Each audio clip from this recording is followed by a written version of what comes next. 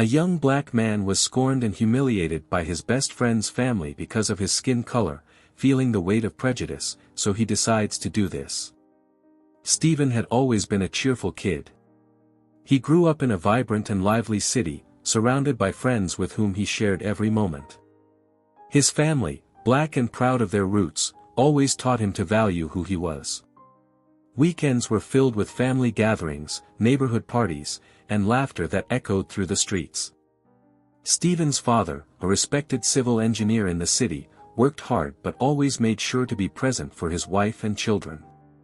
Stephen's mother, with her affectionate manner and warm smile, was everyone's safe haven. For Stephen, that place was more than just a city, it was the backdrop of all his happy memories. Everything seemed perfect until the day Stephen's father received a job offer in another city, an opportunity he said was impossible to refuse. The salary was great, and the promise of a prominent position in the company led everyone to believe it would be the best for the family. However, there was a problem: the new city had a dark reputation. Everyone knew that racism and prejudice were part of daily life there. It was a place where black people, like Stephen and his family, were often met with distrust and contempt.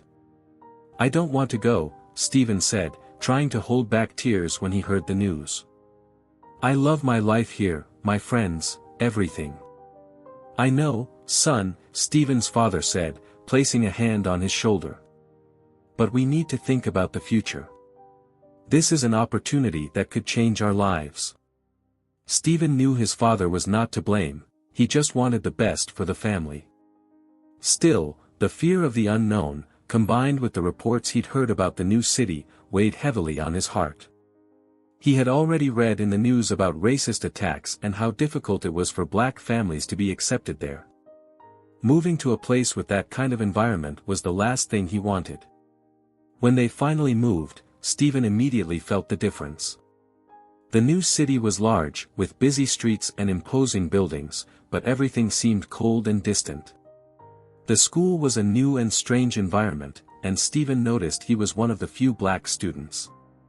In the hallways, he felt the curious, and sometimes ill-intentioned, stares. He wasn't welcomed, and he knew it. The first few months were the hardest. Stephen struggled to fit in but always felt there was an invisible barrier between him and the other students. What used to be easy and natural, like making friends, now seemed impossible. He spent recesses alone, watching groups of classmates talking and laughing as if he weren't there. At home, he tried to hide his sadness so as not to worry his parents, but the nights were long and lonely. It was in this setting of isolation that Stephen met John, a boy from his class who had an easy smile and a captivating personality. "Hey, you're Stephen, right?"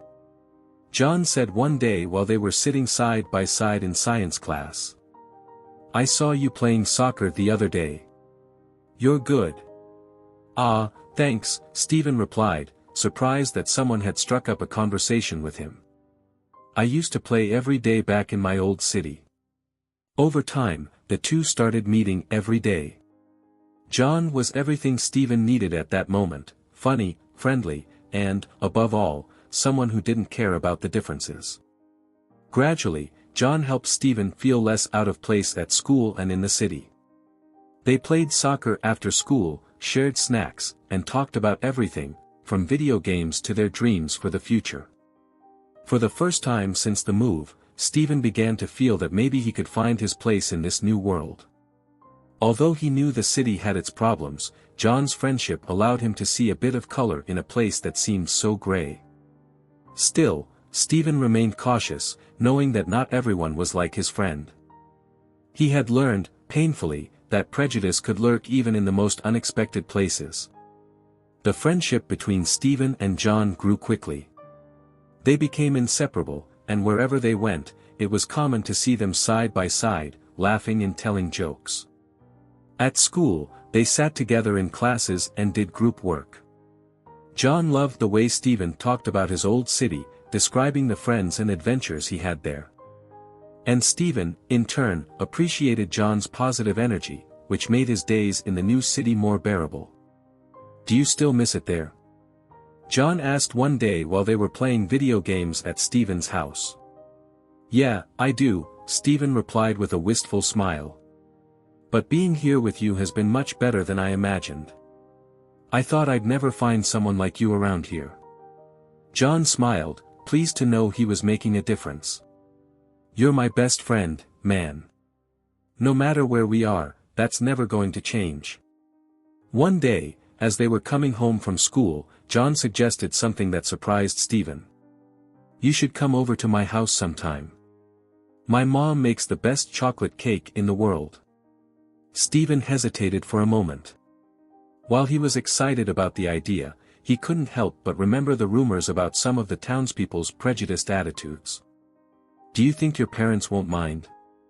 Stephen asked with a tone of uncertainty. Of course not. They'll love meeting you, John said confidently, not imagining what was to come. The truth was, John had never considered that prejudice could be a problem within his own home. He always saw his parents as decent people who taught him to treat everyone with respect.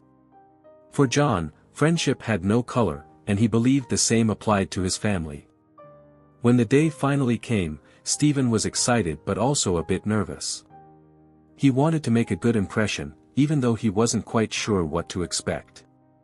I'm sure it will be fine, he told himself, trying to shake off the apprehension that had accompanied him since John's invitation.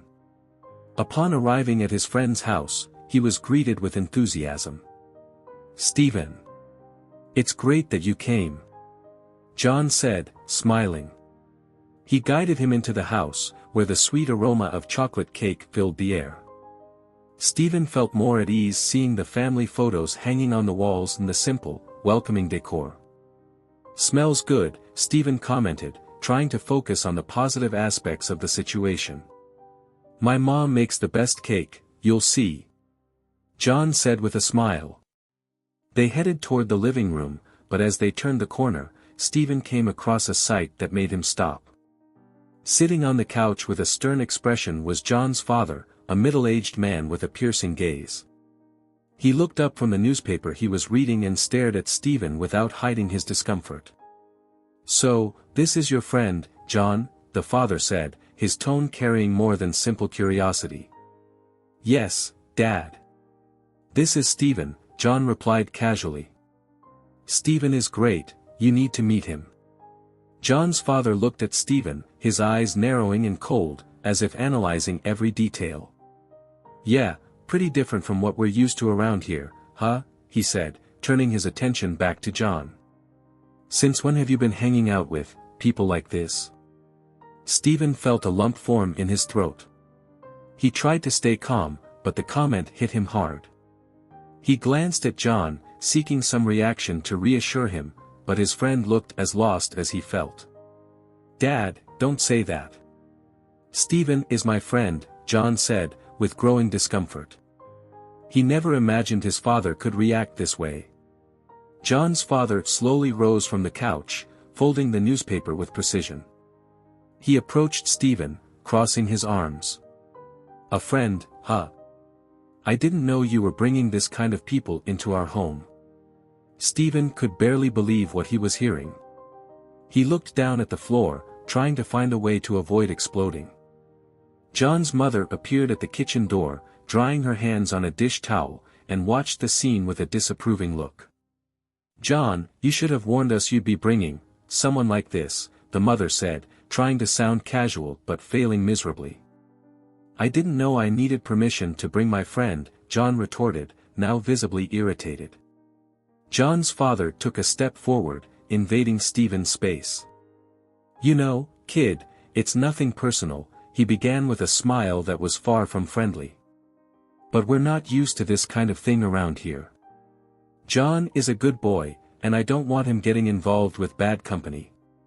Stephen felt fury rising like a wave. He opened his mouth to respond, but nothing came out.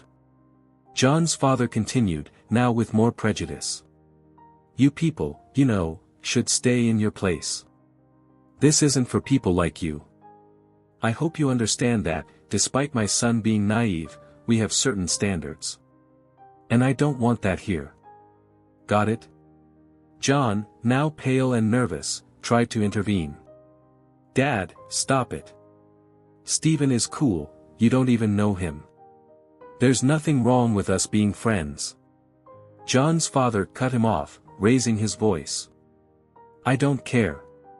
John, you don't understand what's at stake. I don't want this kind of friendship for you. We're a respected family, and bringing this into our home is a disrespect." Stephen felt he couldn't take it anymore.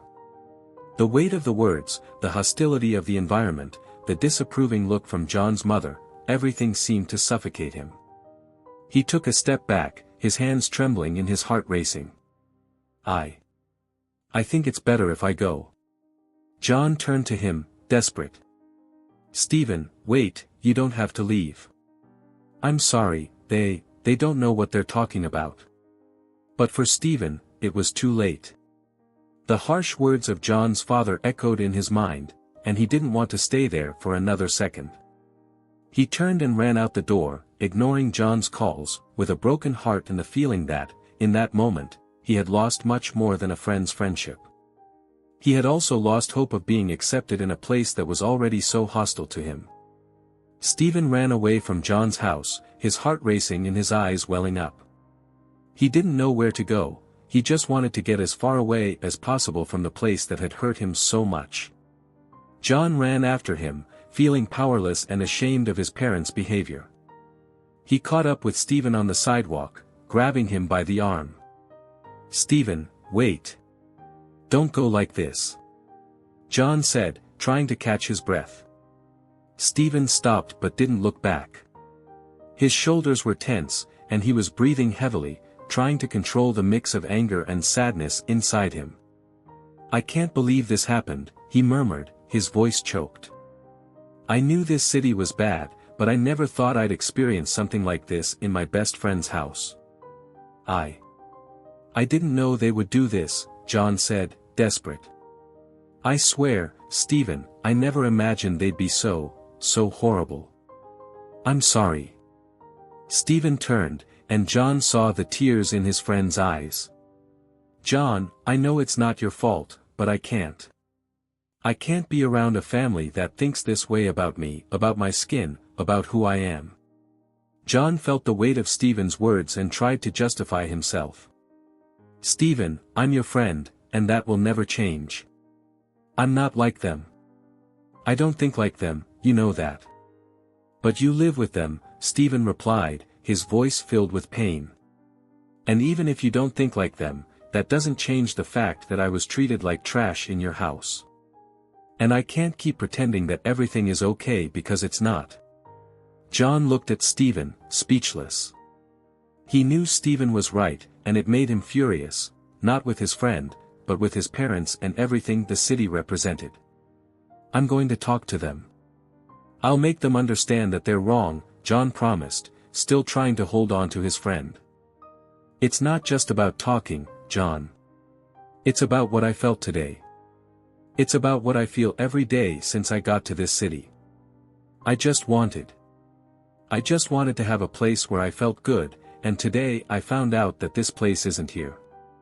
Stephen released John's arm and began to walk away again. "I need to go, John. And I hope you understand that, as much as I like you, I can't be your friend anymore." John stood on the sidewalk, watching Stephen walk away. He felt a deep emptiness grow inside him, it was as if a part of him was leaving with Stephen. Desolate, John went back home, but this time the atmosphere that awaited him was very different. When he entered, he saw his parents still in the living room, acting as if nothing had happened. "What was that?" John shouted, storming into the room. His parents looked at him in surprise, used to their son's calm demeanor. "How could you do that to Stephen?" "John, calm down," his mother said, trying to defuse the situation. No. John interrupted, raising his voice as he had never done before. "Don't tell me to calm down. I don't want to hear apologies. Stephen is my friend, and you treated him like he was nothing. Like he wasn't human. You were awful." John's father, irritated by his son's tone, stood up with an air of authority. "John, you're not going to speak to us like that. We are your parents, and we know what's best for you. You don't know anything." John shouted, furious. "You think you know everything because you have money, because you're white, because you live in a bubble where everyone is like you. But you don't know what it's like to be humiliated just for existing. You've never gone through that, and yet you think you have the right to treat people like they're inferior. Do you think that's right?" His father tried to intervene, but John wouldn't let him. "I'm not going to listen to you. I'm tired of the disgusting racism you have. I'm tired of pretending that everything is okay just because you're my parents. Today, you've lost my respect. It's not Stephen who shouldn't be here, it's you who don't deserve his friendship." John continued, his voice trembling with rage and frustration. "You taught me to be a decent person, but you can't follow your own advice. How can you talk about morality, about respect, when you do this to my best friend? I'm not going to live with people like this." "John, don't talk like that," his mother begged, now with tears in her eyes. "We only want what's best for you." "What's best for me?" John laughed, a bitter laugh. "What's best for me would be living in a place where people don't judge each other by the color of their skin. What's best for me would be having a family that doesn't embarrass me every time they open their mouths. And you know what? I'm not going to live with people who think like this anymore." Without giving his parents a chance to respond, John turned, slammed the front door open, and ran out, leaving behind everything he knew.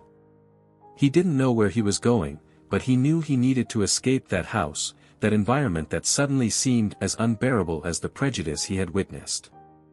The night was cold, but John didn't care. All he felt was the pain of losing his best friend and the deep anger towards those who had driven him away. John's house, once filled with a false sense of comfort and security, was now steeped in silence and despair. John's departure had shaken his parents in ways they could never have imagined. John's mother spent her days staring out the window, hoping to see her son return, while his father, usually authoritative and proud, was on the verge of collapse, tormented by guilt. They called the police, distributed photos, and sought help from friends, but the days passed with no news of John. "It's all our fault," John's mother murmured, tears in her eyes. "What have we done to our own son? How could we have been so blind?" John's father, usually rigid, now felt the weight of his actions. He had never imagined that his words and actions could drive away his own son. With each passing day, remorse grew, and he finally understood that the prejudice not only hurt Stephen but was now costing them John's presence. The pain of not knowing where their son was, of imagining he might be suffering, was unbearable. "We need to do something," John's father said with a trembling voice, feeling helpless. "We need to apologize. I don't know how, but we have to try to fix this." In a desperate act, John's parents decided to seek out Stephen. They knew he was the only person who might help them find their son. When they arrived at Stephen's house, they knocked on the door hesitantly. Stephen's mother answered, surprised to see the couple there, clearly distressed. "Can we speak with Stephen, please?" John's father asked, his voice breaking with emotion.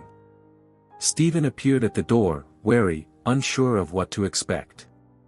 He still carried the wounds from the insults he had heard, but seeing the desolate faces of John's parents, he realized something was very wrong. "Stephen," John's father began, not hiding his guilt. "We're here to apologize, for what we said, for what we did. We were wrong, terribly wrong. John, he ran away from home because of us. And now we don't know what to do."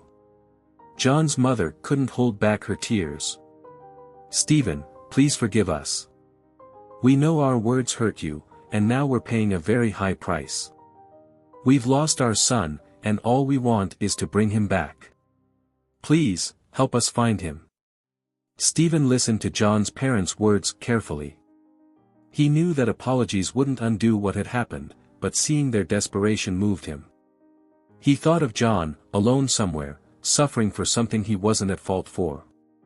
Stephen took a deep breath and, for a moment, closed his eyes, remembering all the good times he had with his friend. "I know where John might be," Stephen said, breaking the silence.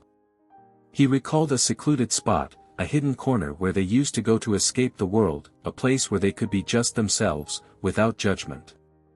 "I'll go there." John's parents looked at Stephen with hope and followed him. Stephen headed straight to where he thought his friend might be, a vacant lot on the outskirts of the city where they used to go to talk and play soccer away from prying eyes. And there was John, sitting on the ground, dirty, dejected, and completely lost.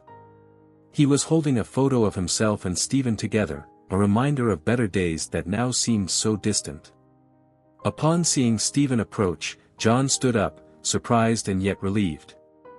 "I knew you'd find me," John said, trying to smile, but his eyes still reflected the pain of everything that had happened. "Of course I would," Stephen replied, emotionally. "You're my best friend, remember?" John ran to Stephen and hugged him tightly, letting the tears he had been holding back for days finally fall. "I'm sorry, Stephen. I'm sorry for everything. I didn't want you to go through that." Stephen tightened the hug, feeling the weight of their reconciliation. "It's not your fault, John. But I understand, and I'm here now. Let's go back together."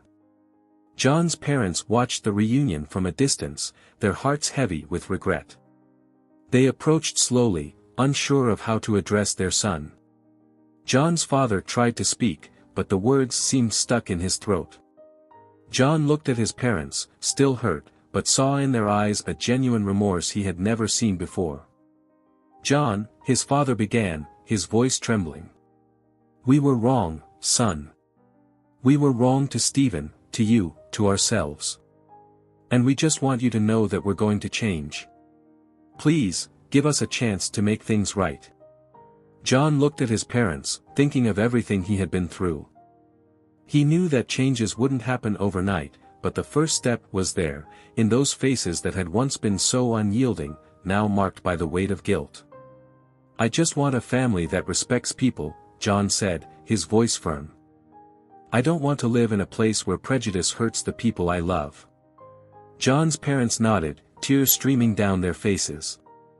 "We'll work on that, John. We'll learn, and we'll change." Stephen and John returned home together, stronger from the experience, knowing that their friendship was stronger than any barrier. From that day on, John's parents committed to rethinking their values and teaching by example that respect and acceptance are the foundation of any true family. And so, they began anew. It wasn't easy, and the mistakes of the past would never be forgotten, but the pain became a constant reminder that love, friendship, and respect are the only forces capable of healing the deepest wounds. Stephen and John moved forward, knowing that together they could face any challenge, and with the assurance that even in the darkest moments, there would always be hope for a new beginning. If you enjoyed this story, don't forget to subscribe to the channel, leave a comment, give it a like, and activate the notification bell so you don't miss any of our upcoming videos. See you in the next story.